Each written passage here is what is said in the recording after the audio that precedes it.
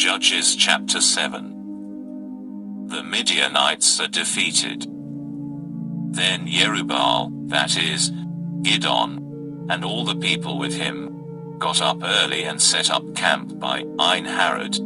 The camp of Midian was north of them, by Givat Moreh, in the valley. Adonai said to Gideon, "There are too many people with you for me to hand Midian over to them. Because I don't want Israel to be able to boast against me. We saved ourselves by our own strength. Therefore, proclaim to the people, anyone who is anxious or afraid should go back home. While we stay here on Mount Gilead, 22,000 returned, but 10,000 remained." Adonai said to Gideon, "There are still too many people. Have them come down to the water, and there I will screen him for you. If I say of anyone, 'This one is for you,' he will go with you. And if I say, 'This one is not for you,' he won't go with you."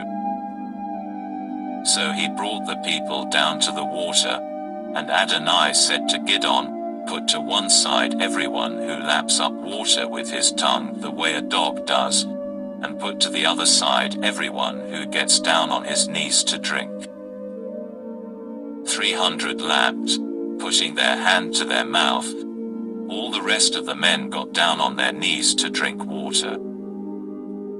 Adonai said to Gideon, "I will use the 300 men who lapped the water to save you. I will hand Midian over to you.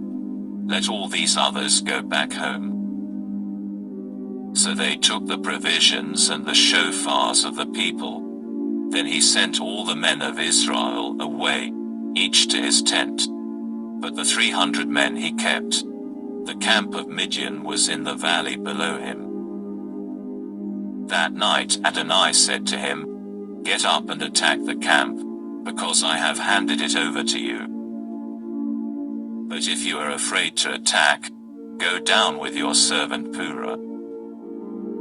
And after you hear what they are saying, you will have the courage to attack the camp." So with his servant Purah he went down to the outposts of the camp. Now Midian, Amalek and all the others from the east had settled in the valley as thick as locusts. Their camels too were beyond counting, like the sand on the seashore. Gideon got there just as a man was telling a comrade about a dream he had had. "I just now dreamt that a loaf of barley bread fell into the camp of Midian, came to the tent and struck it so hard that it overturned the tent and knocked it flat." His comrade answered, "This can only be the sword of Gideon son of Joash, a man of Israel. God has given Midian and all its army into his hands." When Gideon heard the dream and its interpretation, he fell on his knees in worship. Then he returned to the camp of Israel and said, "Get up, because Adonai has handed Midian's army over to you." He divided the 300 men into 3 companies. He put in the hands of all of them shofars and empty pitchers with torches in them. Then he said to them, "Watch me, and do what I do. When I get to the edge of the camp, whatever I do, you do the same. When I and everyone with me blow the shofar, then you blow your shofars all around the whole camp, and shout, for Adonai and for Gideon." Gideon and the 100 men with him arrived at the edge of the camp a little before midnight, just after they had changed the guard. They blew the shofars and broke in pieces the pitchers that were in their hands. All 3 companies blew the shofars, broke the pitchers and held the torches in their left hands, keeping their right hands free for the shofars they were blowing. And they shouted, "The sword for Adonai and for Gideon."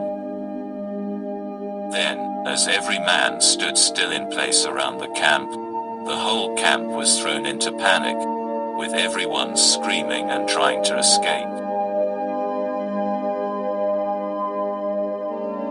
Gideon's men blew their 300 shofars, and Adonai caused everyone in the camp to attack his comrades, and the enemy fled beyond Beit Shita near Trera, as far as the border of Aval Machola, by Tabit. Then men of Israel were summoned from Naphtali, Asher, and both regions of Manasseh, and they pursued Midian.